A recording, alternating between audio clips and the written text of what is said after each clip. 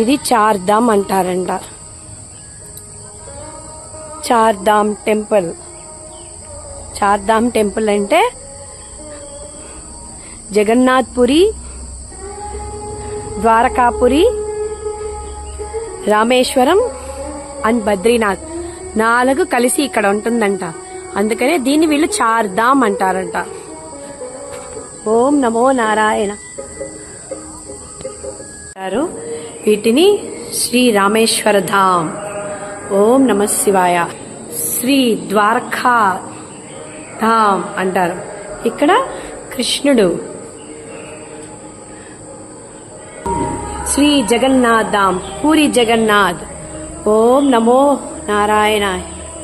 ఇక్కడ స్వామి ఇలా ఉంటారు.